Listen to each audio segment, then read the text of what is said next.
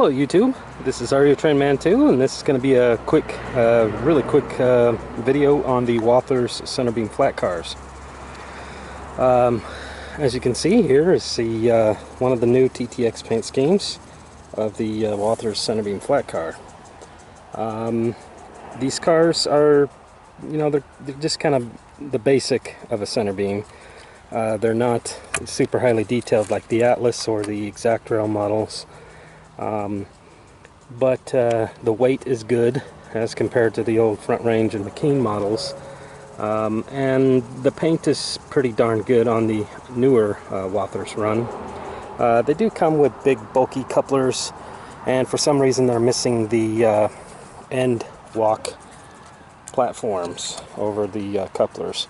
The prototype cars do have them, and these don't. They still have the same coupler box with a sliding coupler in it. The wheels are wider, the wheel treads are wider than the older run of Walthers cars, but they do dress up pretty good. So here's the undone version. I just pulled it out of the box. And here is a done version of one that I've weathered up and custom modified. You can see on the car ends, on both of them, how they look.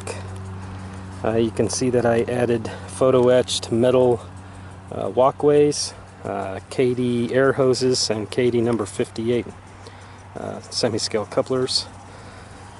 And then I also added the, what is that called, a COTS panel or something like that. I'm sure you'll be corrected down in the comment section.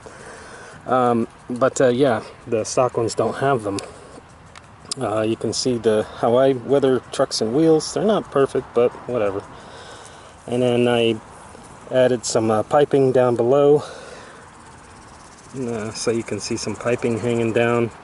The stock cars are pretty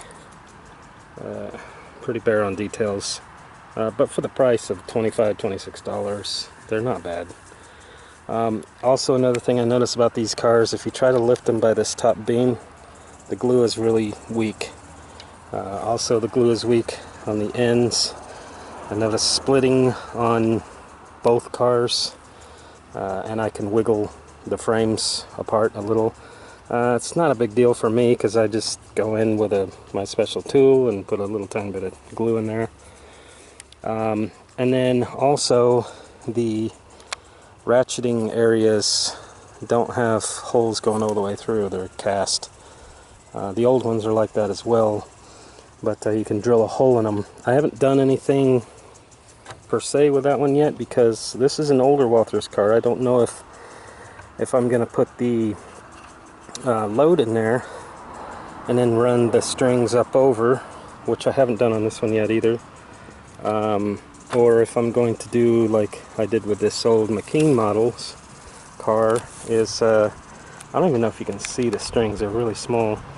Run the strings through the pockets and then have them go up through their holes. They kind of look like the cables on them. This is a old modified McKean models car. It's got the extra weight in the bottom. KD air hoses, 58s, and etched metal platforms on the ends. These McKean models cars are pretty hard to put together. You got to be somewhat of a modeler, a hardcore modeler, to put them together, and even after that you get frustrated and mad, and they're a pain in the butt. And as you can see, they're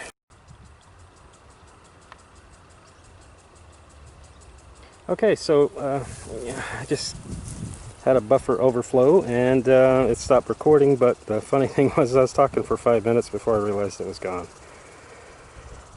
So anyway, yeah, let me know what you think. If you want to see this car being detailed on video, it's not really that important,